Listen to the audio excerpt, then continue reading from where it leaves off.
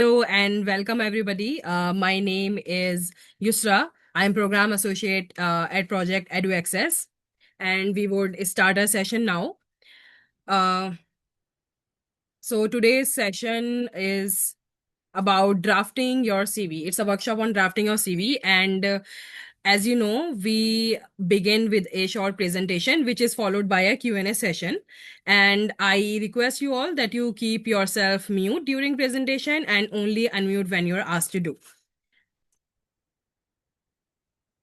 Now, I would also tell you that our full session, including the Q&A part, is being recorded. And if you are comfortable being on the recording of the session, then you can keep the videos on and directly ask questions to the panelists during the Q&A session. If you are not comfortable, you can keep your videos off. And when we move on to the Q&A session, you can drop your questions in the chat box, send them to me. You can directly message to me or, our panelist. And now we are moving on to the outline of the session. I will introduce you what is Project EduAccess. Then I will also introduce you our esteemed panelists for today. And they are going to walk you through what is a CV, its importance, the common heads that are there in CV, how to customize it, how to master it, the kind of language you will use it, how to format it, and because AI is very prevalent today, how to harness that technology to draft your CV, and some followed by general tips and guide for writing your CV. And then we will do the Q&A session. So what is Project EduAccess? Well, it is a modest attempt to improve inclusivity in the spaces like higher education, leadership, professional opportunities, by removing some barriers such as cost, information, dispositional barriers for marginalized communities in Global South. And we aim to improve the participation and representation of individuals from marginalized communities in higher education and create avenues for their personal, professional, and leadership development. And now we do this by adopting four key interventions, which are evidence to be effective in achieving these goals. First is mentoring, counseling, and role modeling. Secondly, through information, advice, and guidance. Thirdly, through capacity building programs and leadership skill development. And last but not the least, evidence-based advocacy. And now our esteemed panelists for today, we have Prerna with us, who is pursuing LLM, Criminal Law and Criminal Justice from University of Edinburgh, and she speaks English and Hindi. And we also have Raja Zulkarnain, who is pursuing his PhD in Physics from University of Milan. He speaks English, Urdu, and Kashmiri. Now it's time to hear from our panelists, and I'll hand over to Prerna to guide us. Thank you. Thank you so much, Yusra. Thank you. Hi everyone. Thank you for joining on a Saturday. So yes, I'll quickly dive into what is a CV. So, all of you preparing to write your applications for your undergrad, masters, and for your PhD program, CV is the key ingredient part. So we'll start with what is a CV, which is basically a document that, presents a comprehensive overview of your entire journey, your academic and professional journey.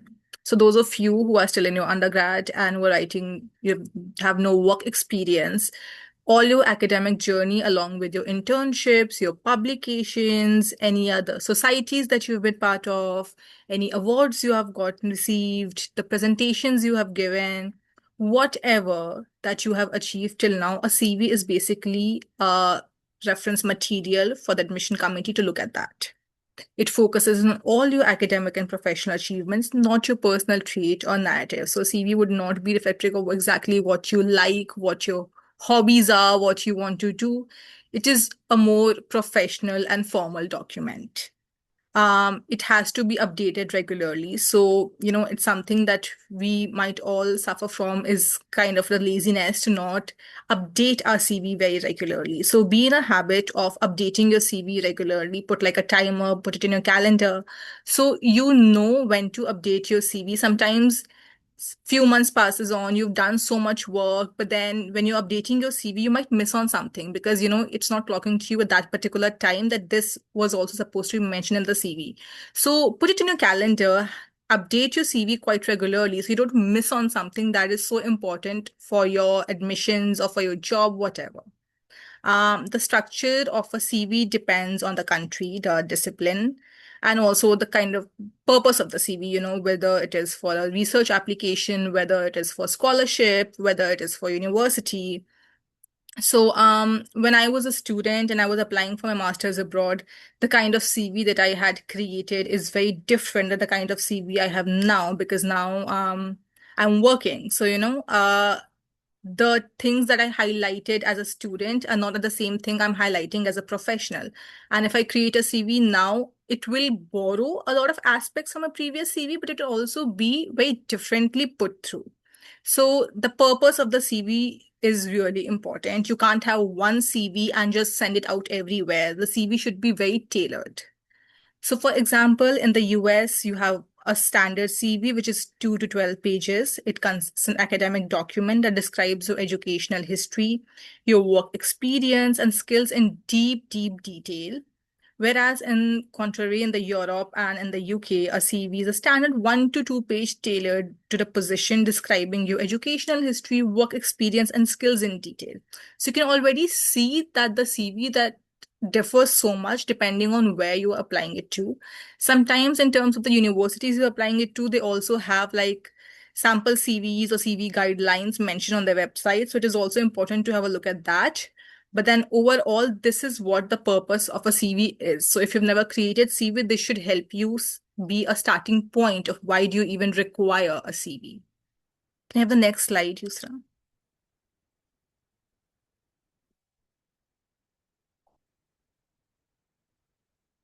So the importance of a CV. Again, the CV is the first thing that a board or a team would look at. It it is an outline and overview of where you stand in terms of educational history, what college you've been through, what program you've studied, how much marks you've gotten, the work experience. If you're applying for a particular position or master's in a particular subject, if you have any relevant work experience in that, whether the applicant has the academic, the work, and the skills required for a particular course for which the applicant has applied for. So it's a very initial funnel to single out. So if you receive CVs, the first thing you look at it, oh, do they have the minimum eligibility criteria in terms of the subject they've studied, the program they've gone to, do they have the marks? So all of it is the first entryway into your look. So before they even go in deep to your application and look at the other things, a CV tells them where you stand. It's the first document they'll probably be looking at. The universities and the selection committees also use screening softwares to scan CVs. For example, ATS is one of the software. So a lot of times it is advisable to write your CV using certain keywords, which helps the software pick that up, or even for the bare new eyes to just have a look at your CV and see if you're using those keywords or not. So use keywords, but don't use hollow keywords and don't substantiate it. Everything has to be explained. So use proper keywords in terms of how to do and what and the length and everything we'll discuss later. This is just an introduction on to why the CV is so important. So use the relevant keywords. Ensure you've put all your academic background into it. Ensure you've put your skills and experience. It will help them quickly filter where you stand and shortlist you. So the more tailored your CV is, the easier it is to shortlist.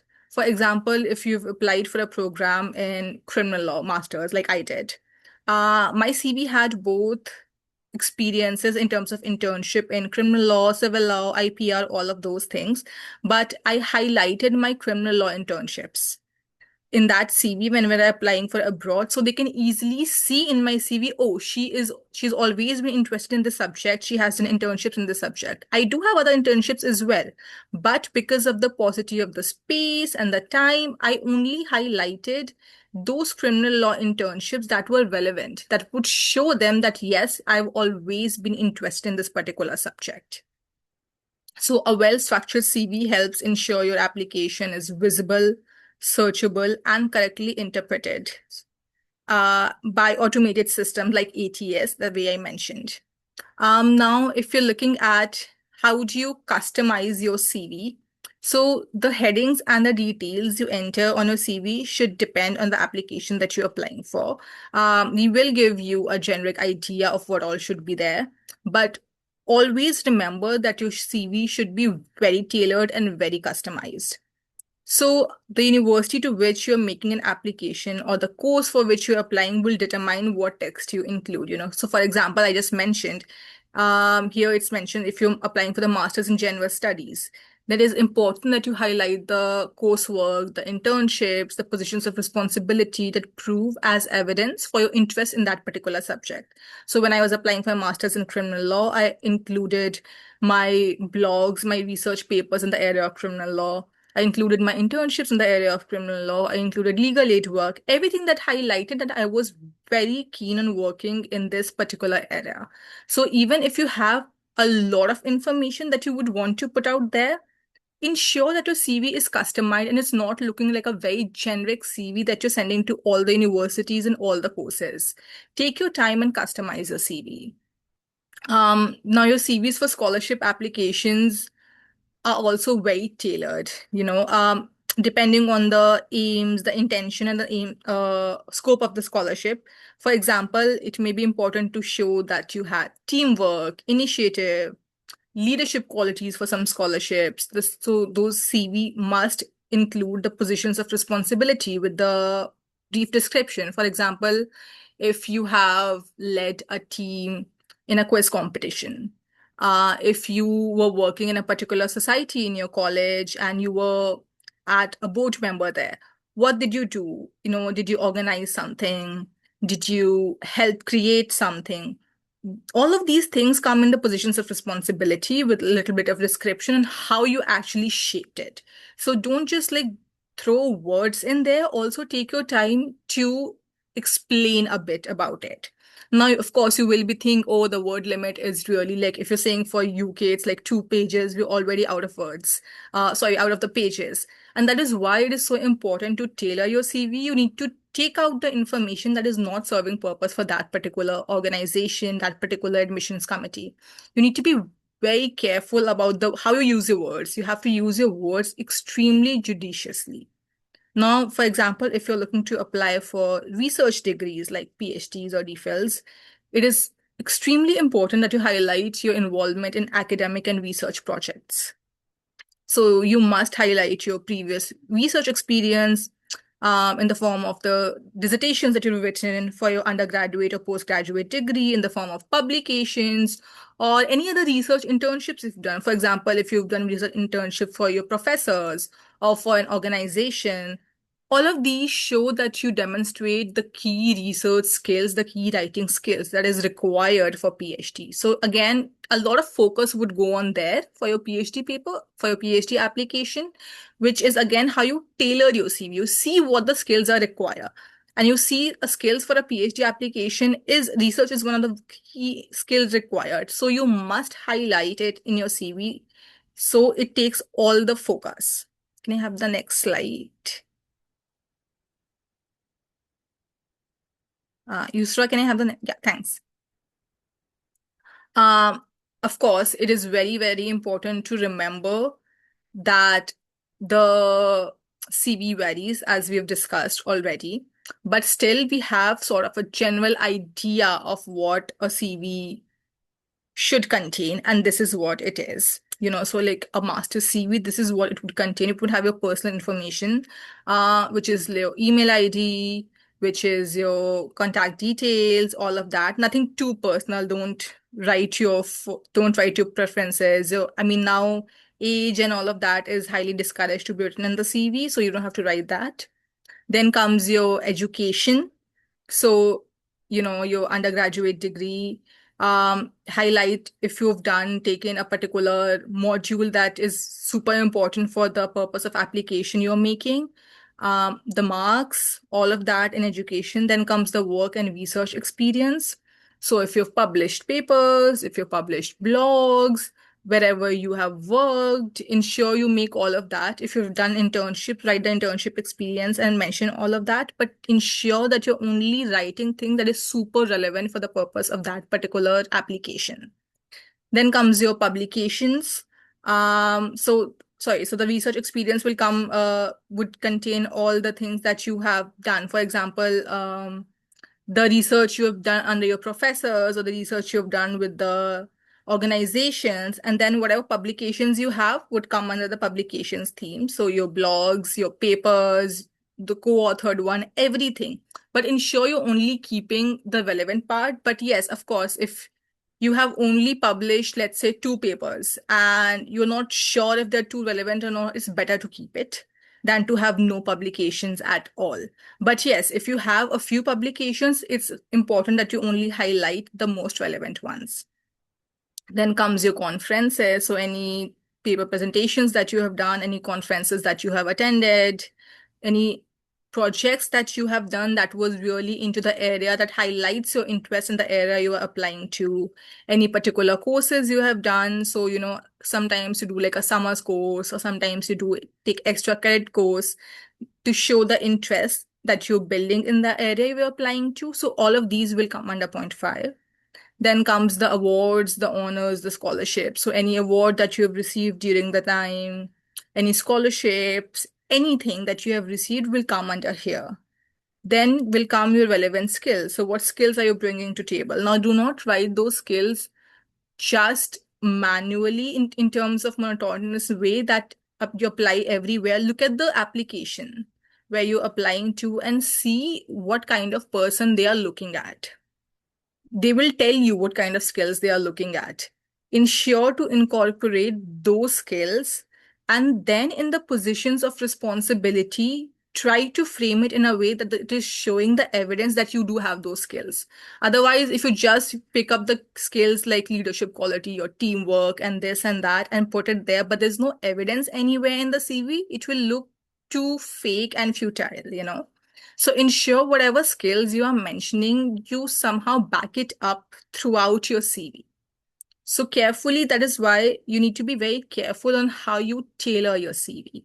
Then, so the position of responsibility, like I already mentioned, would contain about if any societies you've worked in, or even if you've led a team, any group work that you've done that won an award, anything like that would come here.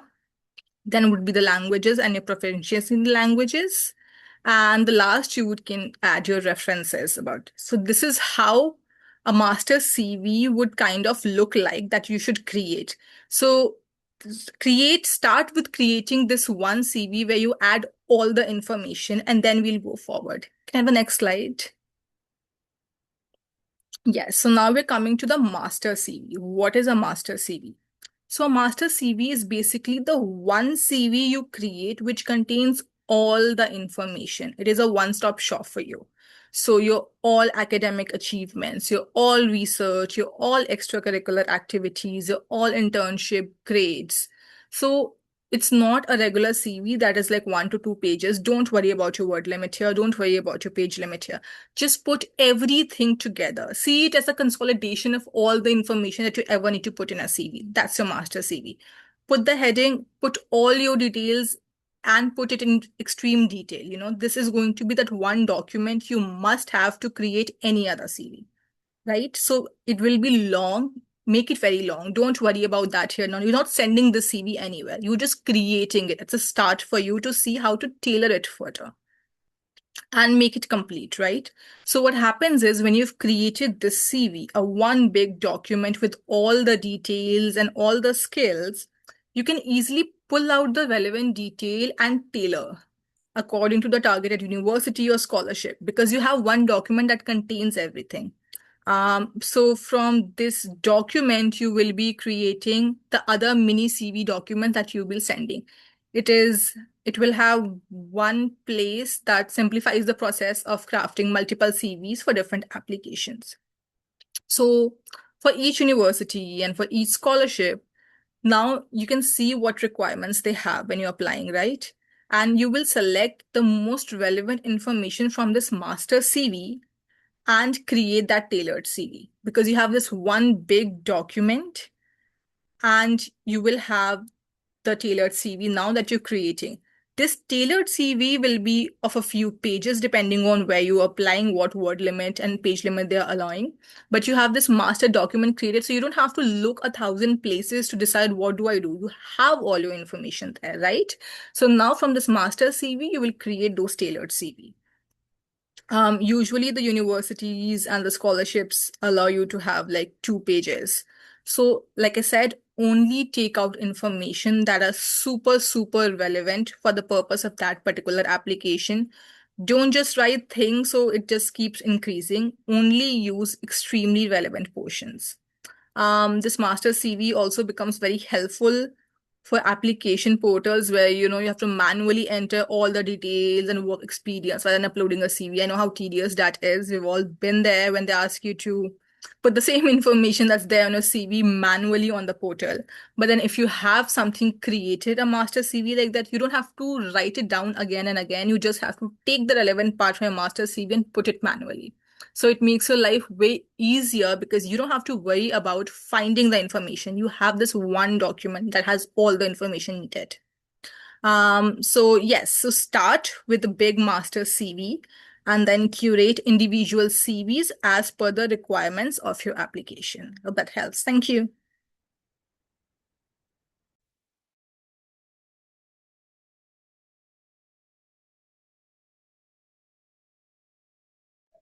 From here on, over to you, Raja Zulkarnain. Please guide us. Thank you, Yusra, Prerna, and Misbah. So I will be talking about language in a CV.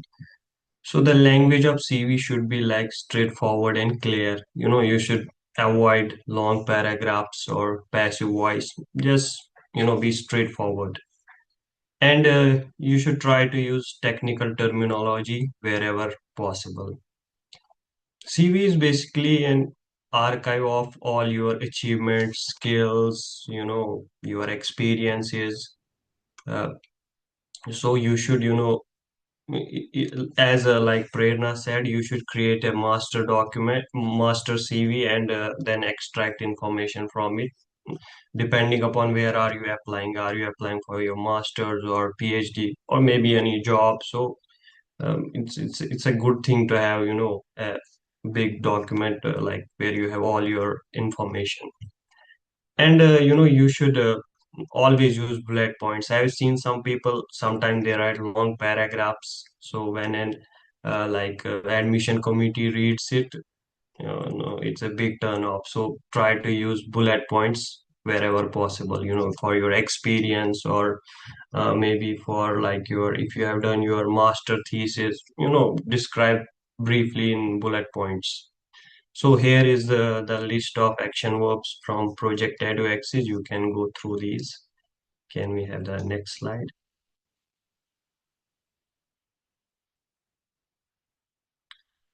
Can we have the next slide? Yes, the next slide is on. Yeah.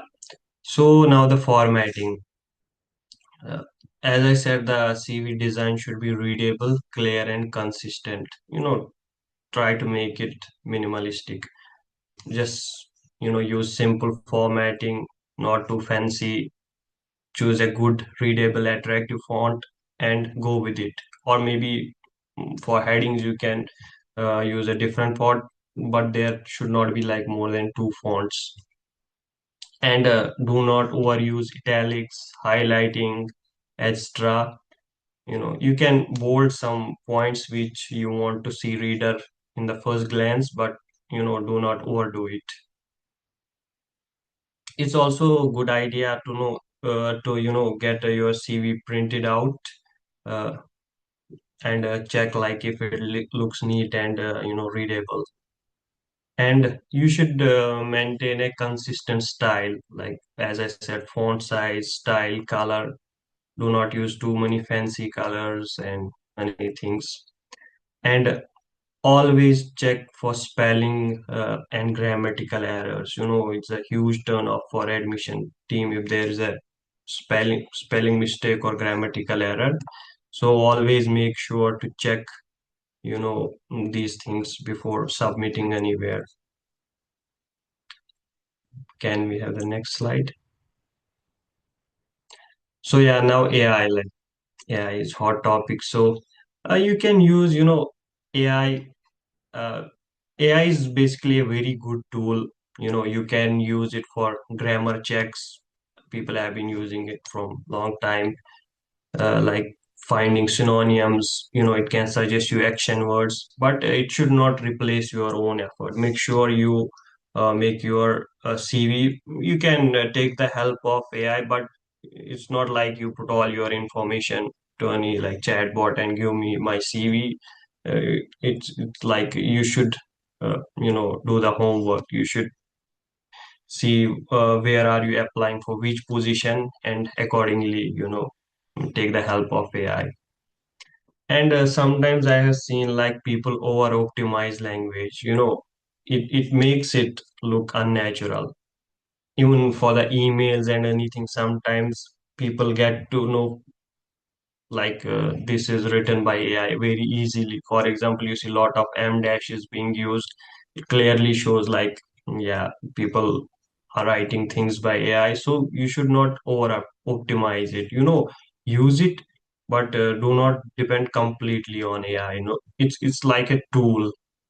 Like yeah, sometimes it can suggest you good synonyms or alternative phrases, but it should always be your own like writing style. And yeah, AI can suggest you action verbs and phrases which are very important for CV, but CV should be tailored to like specific university or scholarship. And as I said, like avoid over optimization. And these days, like universities often stress the ethical use of AI. Make sure you go through the university or scholarship guidelines before using AI. And at the end, always review your CV manually. Even if you use, AI for finding synonyms or suggest you some action words, but at the end, it's a reading a CV. So always, after like making your CV, go through it manually. Maybe try to get it printed and take a pen or highlighter and go through it manually.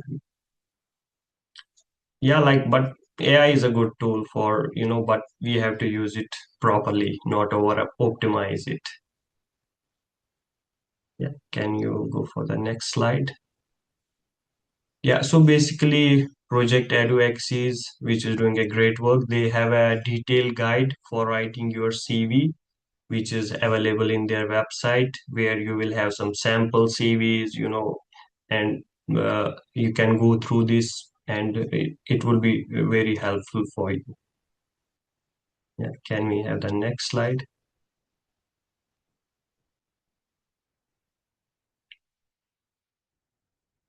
Can we have the next slide? Thank Yes. you. If you have any Now, questions, you can ask. We are here. yes, participants, you can now feel free to ask your questions.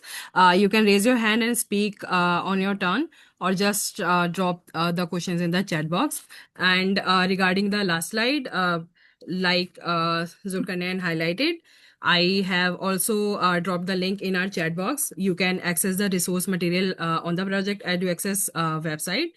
And yeah, let's start with the question.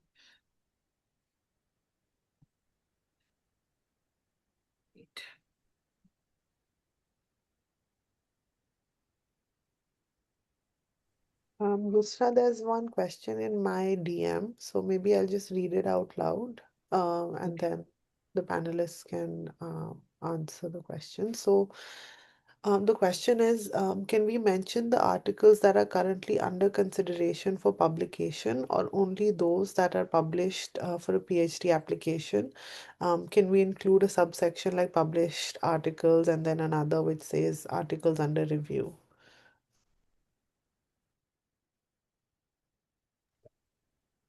So I only added publications that was there already out there, because some of the admissions committee also later ask you to share those articles.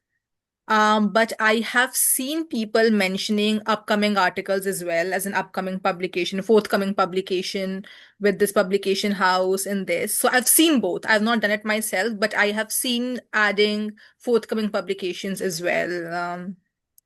Do you have anything to add to that, Sultan? Yeah, I think if the publication is relevant to the position, it's always better to mention that we have submitted this article, but you should see like if it is relevant to the position.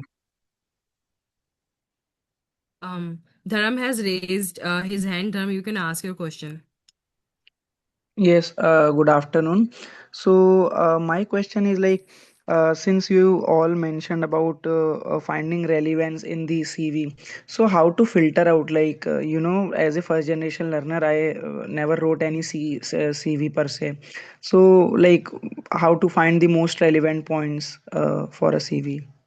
Because we have like multiple experiences from college to school and afterwards as well. How to filter out? So, like we mentioned in the presentation itself, right, it depends on what your application is. So, for example, if I am applying for for my master's in a particular subject, I would try to filter out the relevant experience of internships of my work of in that particular subject. So for example, I come from a legal background, okay? So law is very vast. You study more than 30 different law subjects in your undergrad, and then your master's you decide to do in one particular subject. So of course, I have experience in a lot of those subjects. I have read all of them. I've done internships in quite a few of them, even written papers in a few of them. But then if I'm deciding to do my master's in a particular subject, I will put into my CV the internship experiences, the research experiences, my publications that highlights that particular subject. So as simple as I did it in criminal law. So my CV was very tailored to my internship experiences in criminal law, my writing experiences of criminal law, my publications in criminal law, everything criminal law was super highlighted. So similarly, depending on what you're doing, where you're applying, what kind of, if it's a particular research role or if it's an application, you will just sieve out the information that you would want to see in your CV if you're from the other side. All right. And the second question is like you mentioned about mentioning the conferences that you have attended. So, like, if somebody has not presented any paper but merely attended any conferences, so like, what relevance it holds in a CV? If you have attended a conference that is super prestigious, it shows your enthusiasm and your proactiveness to be a part of that area and that circle. So you don't have to mention all the 10 conferences if you've just attended those. But if you have attended some conference that it's very difficult to even attend it, it's so prestigious or it is so important, like if it's like an annual flagship conference in that particular area and you attended it, it shows that you were always keen in that particular area. So you can mention it even if you attend it. Of course, it's preferable to mention when you've done something on it. But then it is, of course, even if you've not done something, just attended, but it's super relevant, you can highlight it. Okay, so Um, now I have question. Okay, so good afternoon. My name is Sharik, yeah. and I have a long experience of 8+ years.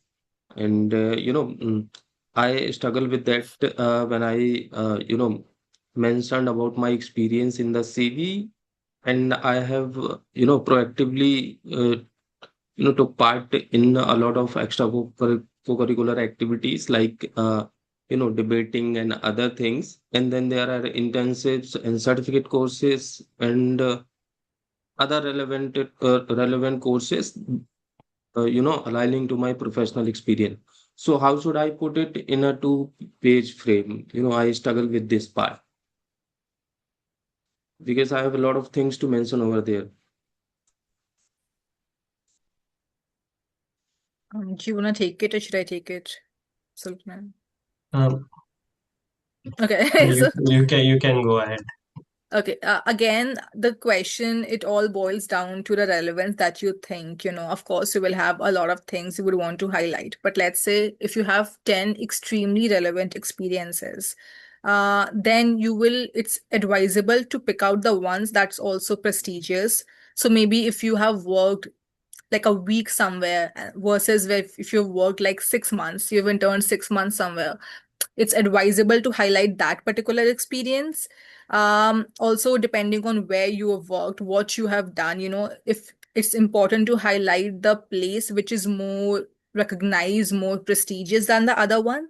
So see, you have worked so hard in all of these areas. You would always want to highlight all of it because you feel like if you miss on something, what if they don't understand how hardworking I am? Correct. Or I have put in all these months and years of hard work. It's there, we all feel that way. But then it's also important to see if you're looking at from the other point of view. If you look at CV application and you see a lot of thousand things that are not super relevant, you will think this person's mind is scattered. They are not committed to one thing. They're just trying their luck everywhere. You don't want to give that impression through your CV that somebody is just trying their luck everywhere. You want it to look like that your CV is so tailored, it's just meant for this particular application. So you have to keep that bias out of your head that you need to highlight everything. You need to look at from the point of view is what you would like to see in an application like that. Okay, got There it. are Thank you. questions in chats as well. Nermeen Sajid asked, do we have to include our Maybe I would like recording? to add some points. Like Yes, please. Prerna answered it very well. Like you should be focused and you should look where are you applying for. Like if you send, like if you are applying anywhere in Europe, if you make your CV 5, 6 pages long, it's a big turn off. So you should try to, make it 1, 2 pages. What one thing I would suggest that worked for me is you can use LaTeX. You go to Overleaf, which is an online version of LaTeX, and uh, there you have a lot of samples which already have the formatting, everything. And now you just put your relevant information there, and like you can have 1, 2 pages, and it depends on which position, and you like add the information accordingly. Yeah. So, what's the name of that application? It's basically Overly. If you Google it and you will go to the website, it's the Okay. like online version of LaTeX, but Overleaf is fine. Like if you're using Google Chrome or other browsers. Yeah. Okay. Thank you. People use it a lot for writing their thesis and research articles, but it's also good tool for CV. Like I've been using it from last I think 4, 5 years. Ankur has raised his hand. Ankur, you can go ahead. Hi everyone, thank you for the presentation. I just wanted to ask one question that I am from the legal field and currently I'm interning with two individuals. First is a law firm and second is a advocate. So for my education purpose, do I need to show both the internship on the same month? Because I'm doing it on the same month. First is in the morning and second is in the evening. Why are you doing it both in the same month is my first question to you, quite honestly, because Because law firms don't allow an internship of more than 1 month for anyone, right? Only on the assessment internship they allow it for more than 1 month. yeah, but And then why are you my doing the other internship together with it? because my desert, I'm in the final year of law and I'm doing it from Guru Gobind Singh Indraprastha University and it requires an internship of 1.5 months, like 1 month full and 1 month half. So that's why I have to do it with an advocate as well. See, having two internships in the same month shows like I've worked in the other area as well, I've been on the hiring side as well. It shows you're not committed to either, very frankly speaking. So I would Okay. not recommend putting both of them, but also don't change your month because when they ask for your certificate, it will show you're a liar. So I would recommend choosing the internship which shows your relevant skills more in that particular application area than showing two internships in the same month. That's something we are advised. That's something we also look when we receive the CVs from the other side. So instead of showing two internships in one, don't change the month because if they ask you for the real documents and then one mistake, you will be out. So I would recommend picking up one and highlighting that, not showing both of them. Okay, so for the academic purpose, can I do this like for the academic purpose, I show the advocate one, and for the my LLM, I can show the mergers and acquisition one that I'm doing with the law firm. Yeah, sure. You can do that. Just you can choose where you want to put which one, because then that's not a lie. You're just highlighting relevant stuff. Just don't try not to put both of them together in the same one. Perfect. Thank you so much. Welcome. Would you like to add something to Zulkarnain to that? I think Prerna already answered, and she's from legal field, so she knows better. Okay. Narmeen Sajid has a question in chat box. Do we have to include our photograph in CV? In terms of legal, no, you were recommended not to. Rest, Zulkarnain, what do you think? I think it's better to avoid, your photograph because it also takes a lot of space. You can write, at least some experiences or 3, 4 lines, so it's better to avoid it. Okay. Nitishta asks, where do we mention our thesis for masters?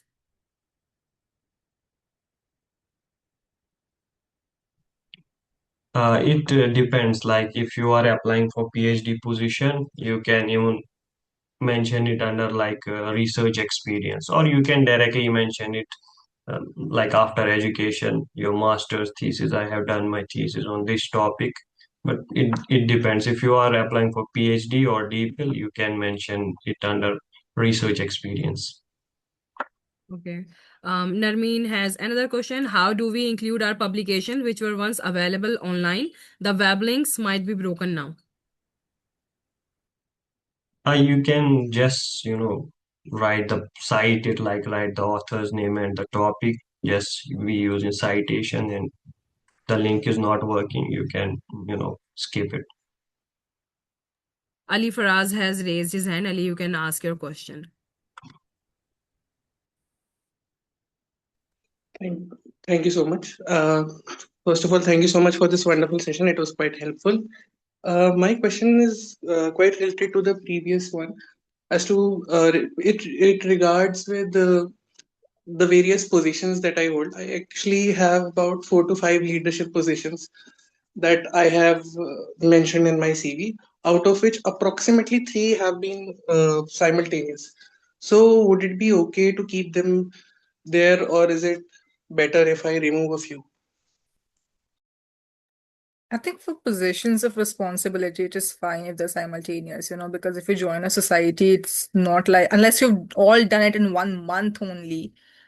Usually the positions of responsibility are ongoing, so it'll be like for 6 months or like 7 months, and then you take like a couple on, so that is fine. If you have worked more in some and not in other, to put it out there, I would recommend maybe you can choose. But yeah, unless you've done all of those responsibilities in like 1 month, if it's ongoing, it's substantial time, you can put it all there. The position's responsibilities are not so bad. It's not the same as internships being done in 1 month. Okay, sure. Thank you so much. Nitishta, would you like to go ahead? Yes, Nitisha, sorry. I hope I'm audible. Yes, Yes, you are. so my question is I have around 5 years of work experience in the development sector, but I briefly worked with a political consultancy for around like 6, 7 months. It's not relevant, like it's not fitting in my CV, but without it, like the 5 years wouldn't be complete. So should I include it or not in my CV? That's my question.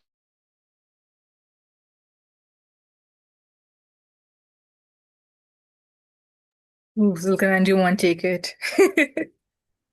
Yeah, I think you should include it because otherwise it will show a, gap of 5 years, which would not be good. You briefly mention it, like I worked on these things, so it should be fine.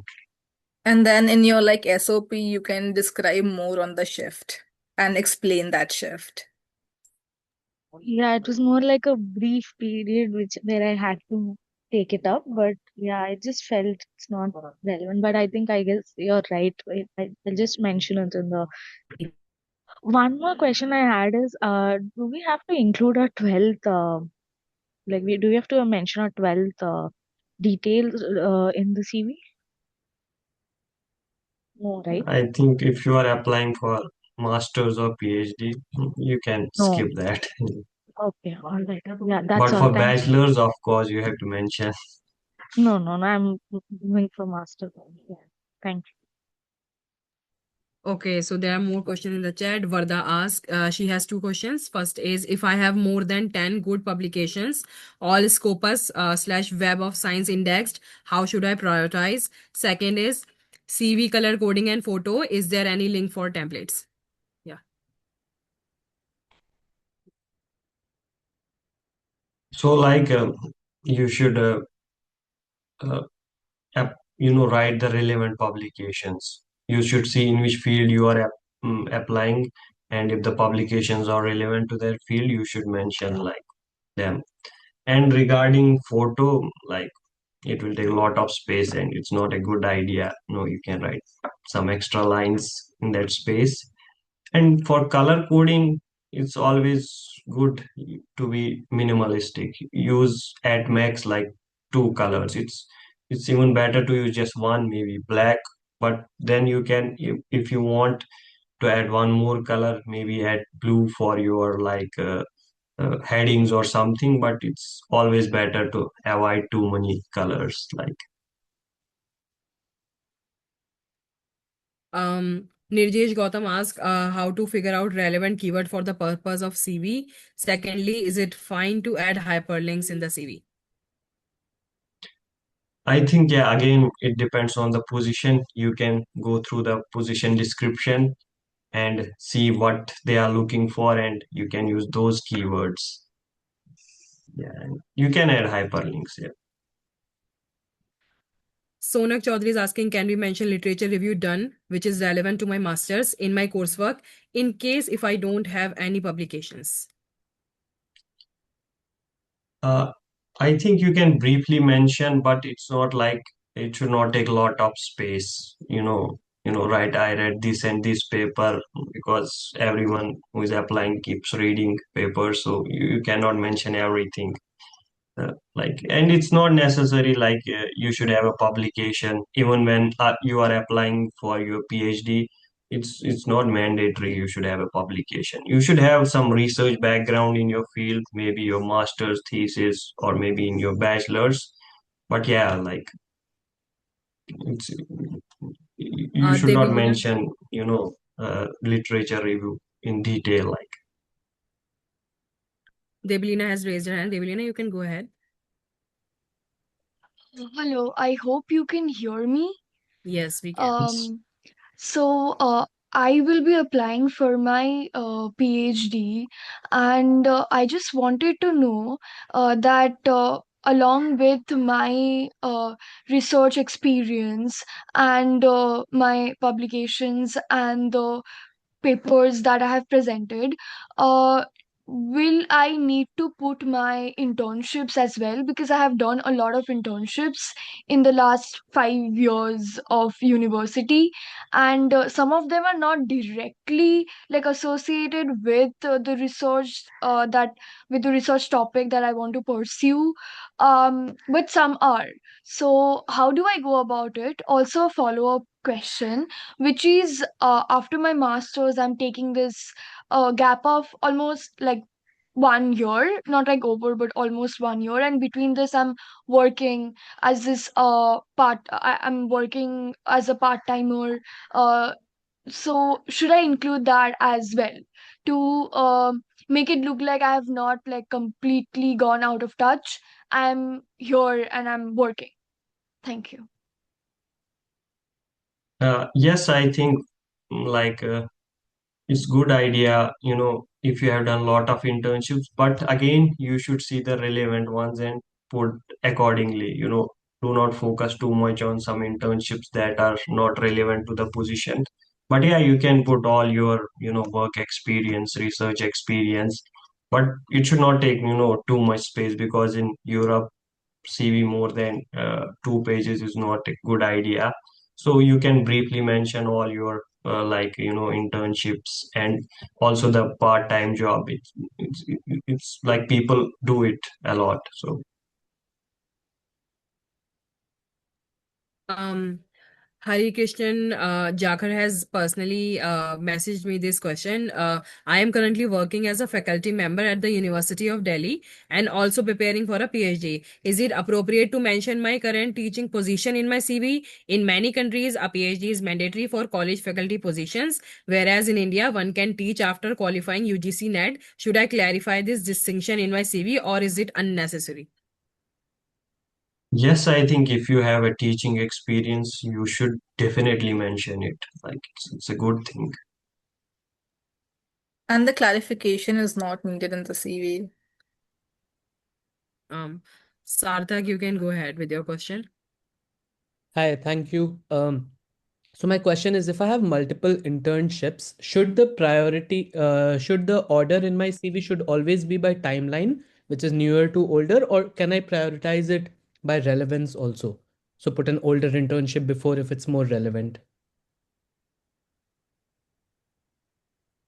I would say it should be reversed chronologically, so newer to older. It should not be jumbled up in the timeline. That's what we've always been looked at. It creates confusion otherwise, so don't do that. Make it just linear, reverse chronological order, and All then right. relevance. So that would be your first filter is Mhm. reverse chronology, and then would Mhm. come the relevance part.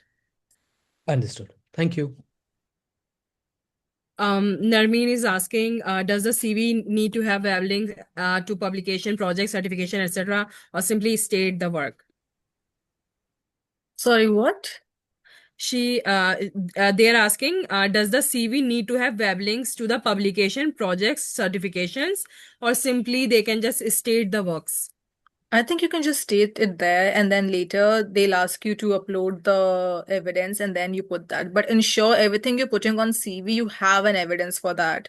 Don't later say, oh, I don't have something to prove it, because then it'll be a direct disqualification. So ensure anything that you're putting on your CV, any date, anything, you have a strong evidence for that, a certificate, a letter, something to prove it. Otherwise, don't put it out there.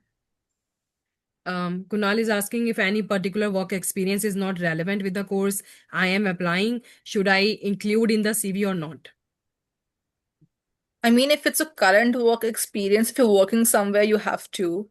But if it's somewhere lost in years behind, then you can skip it. But if removing that work experience will again put like few years of gap on your CV, then it would be even more weird to explain. So then you can just mention that work experience, but then don't make it super detailed in your CV.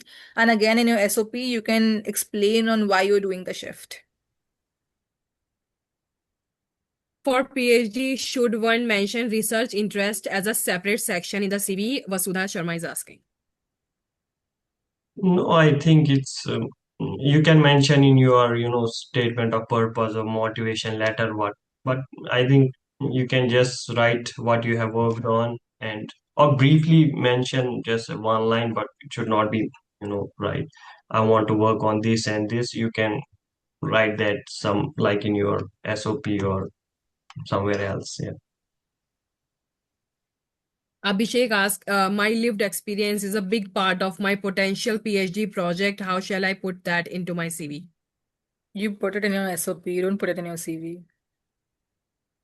As briefly as I can put it, that's what your SOP is for. That's not what your CV is for. Nitisha asks, is it recommended to include our grades CGPA in CV?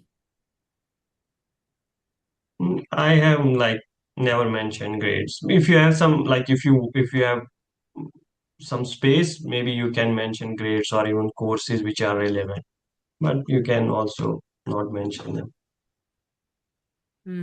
M. Fatima is asking, I have over 6 years of experience, which has made my CV 5 pages long. How can I effectively shorten it for an Erasmus scholarship application using Europass format? Europass format is like a little bit, it makes CV too long. Maybe you can ask if you can use some other format, but if they still tell you to use Europass, Just take the relevant information. You don't need to mention everything like. Aiza, who is a law graduate, asks, it often feels confusing because different people recommend different CV formats and approaches. For example, advice on how to present internship experience varies. Some suggest wording them one way, others suggest different approach. There is also mixed guidance on whether to include skill section at all. This raises the question of whether changing the way a CV is written actually makes a significant difference. I don't think it makes like a lot of difference in terms of how you frame it, particularly if you're putting everything relevant, you know. For example, our college had a particular way in my undergraduate to tell us how to write a CV. And the way I wrote the CV was the same way I sent it for my master's. In terms of, I just tailored it according to my application process, but the format that I was using for my LLB undergraduate format that was given. So I don't think, and then, you know, the way I saw my friends gave their CV was very different. So I don't think it makes so much of a difference in terms of the formatting or the type if your information is there, correctly mentioned. So don't stress too much over it. Just ensure you're putting everything relevant out there and your CV makes sense. It's not written in a broken English. It's not just there, like half of things don't make sense. You know, as long as it's like a legible CV, even if the formatting is different from different places, it's fine. You'd think one country is applying, so many countries applying, they all have their different formatting for it. So don't worry so much about it. It just has to make sense. Anvir is asking, does it hamper the chances to get selected if we didn't have thesis in masters and as a result aren't able to mention it?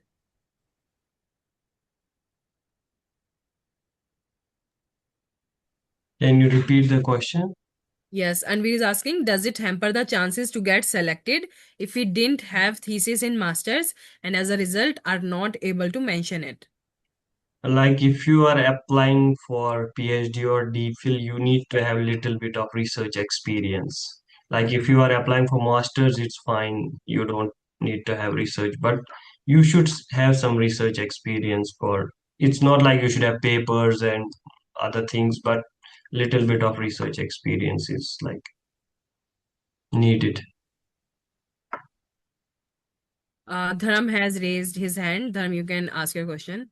Yes, so like most of the discussion which is going on is about either PhD or yeah, PhD level candidates. But what for recent undergraduates who want to like go with Erasmus Mundus scholarship, and what they can specifically do in their CV? Like for somebody who has never applied, like who is totally unknown to this particular I would say, yeah, I hope I made my point clear.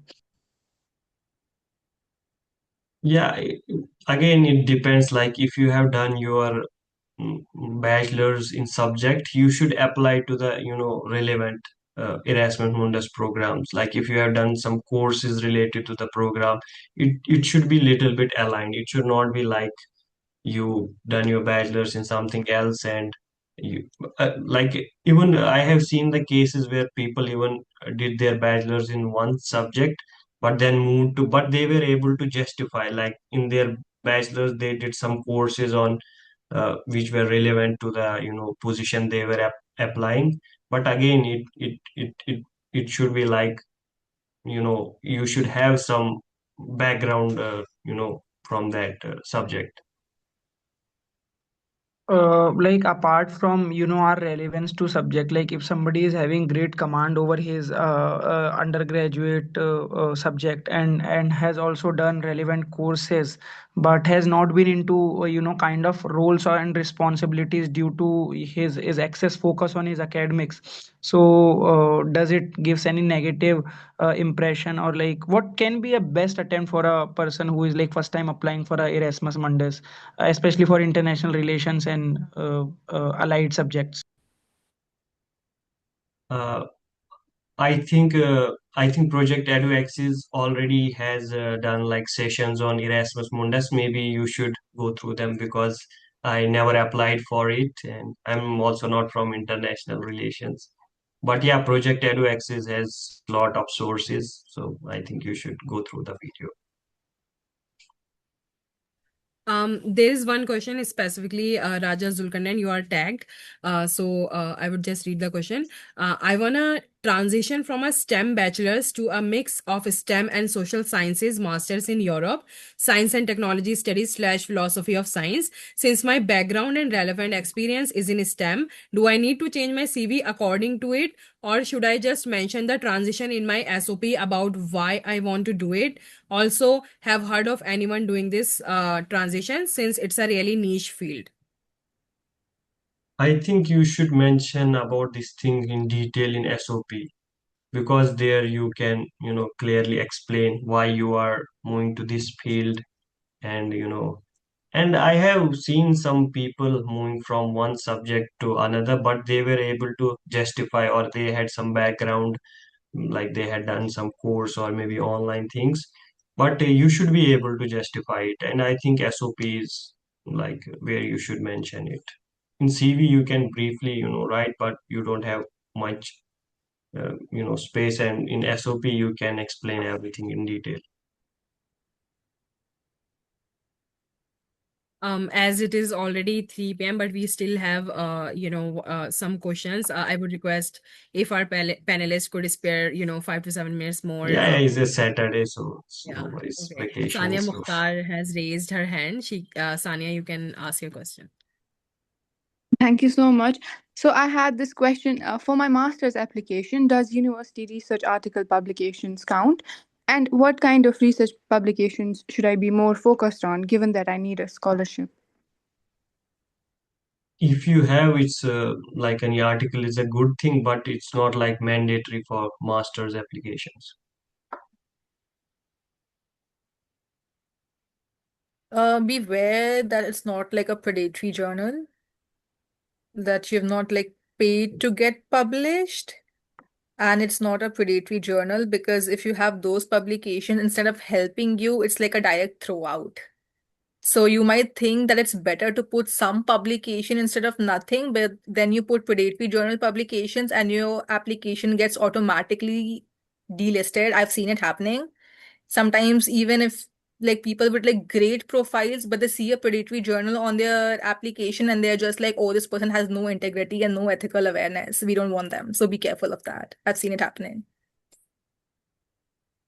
All right, like even if it's a good university journal, so would No, that be university predatory? And journals are fine. I'm saying what predatory journals are where you just like pay money to get like published.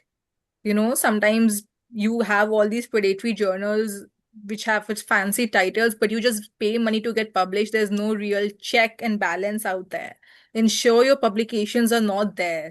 And in case you were not aware and your publications are there, just don't put it on your CV and highlight it.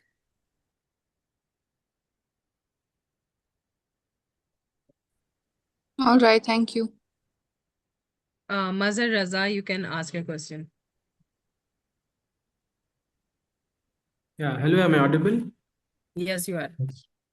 My question is just aligned with what the Prerna said earlier, that if someone is getting published their paper with the exchange of money. So my question is, recently I wrote a very small research paper and I upload on the portal one of the international conference, and they accept the paper, but the presentation didn't done because they're asking that certain registration fee in the conference. So is it suitable to mention that paper in the CV because it is accepted No, but not if it came out of a reputed conference, if it's coming out of a reputed publishing house, it is different. So I think I would recommend everybody just Googling what predatory journal is to avoid the confusion here. Because what I mean is, what a predatory journal is, sometimes you look at a journal, you go there, they say within 72 hours, we guarantee your publication. And then they have like multiple volumes keep on coming. Those are the kind of journals that I'm asking you to avoid. I'm not asking you to avoid a journal which is reputed. And sometimes for open access, a lot of journals ask for money. So that is up to you. If you want to pay that money for an open access, or if you want them to just be with if somebody has a membership only they can be, that is up to you. That is different. That doesn't come under predatory journal. What I'm saying is, if you're just paying, there's no check and balance and you're getting it published. No, my question was around not the predatory journal. It was around that they accept the paper which I wrote. I submitted the paper. They send the abstract review form also. What are the areas? Everything they send over email. But for the registration, they have a certain charges. Registration charges are different. I mean, that's just conference charges. Most of them have it. That is not the same as what I'm saying. So paper is not published yet, but they accept for the presentation. So Yeah, should I but then a mention? lot of conferences have charges for you to Yeah. present to them. That is fine. That is separate. Yeah, I'm not talking about that. So I'm asking that. So can I mention the paper in the CV that the Yes, paper yes, accept? yes. If you are Accepted. presenting at a good conference that is relevant, you should add it. No, I didn't. I didn't present. The paper just accepted. Not more than that. But you will present, or what is it then? It's a conference, so you will present, right? It's a conference, but actually the amount is really high. Like it's an international conference. If So you're for not, no. So if you're not presenting it, then you have no evidence. Then what will you mention? no, I have the offer letter. I have the offer letter with the send over email. But then it will raise question, why did you not present it? So I said now that the amount is not feasible for me to. You were telling it to me right here. How will you put it on your CV and the evidence?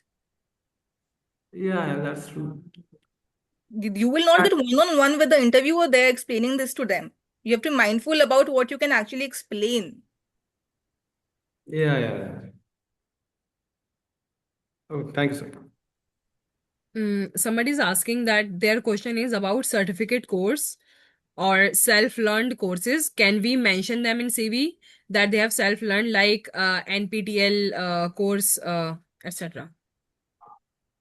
Yes, like if it's relevant to the position, can mention, NPTEL or Coursera. There are a lot of good platforms.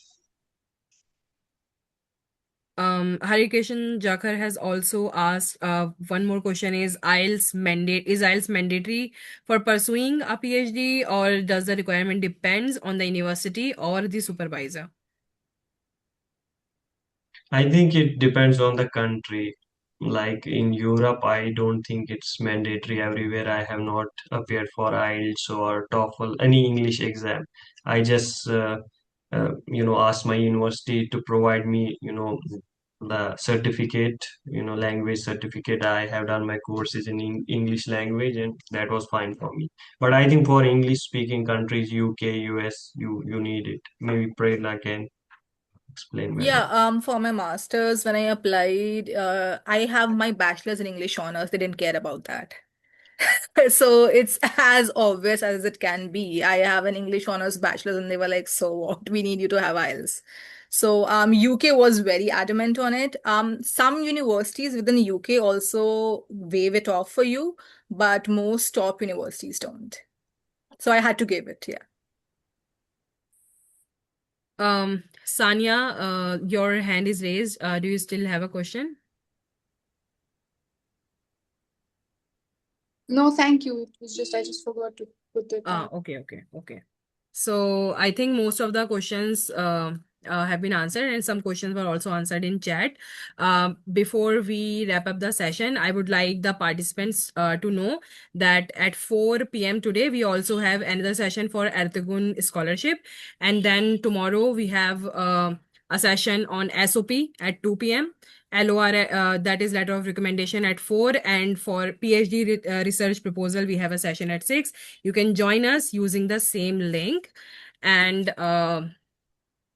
this was really a fruitful session. Thank you so much, our esteemed panelists. I extend my heartfelt thanks to you.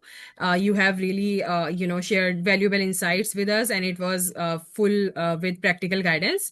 And also, I would like to thank our wonderful audience for their active participation and presence that made the session really meaningful. Thank you all. Have a nice day. Thank you. Thank you. Thank you.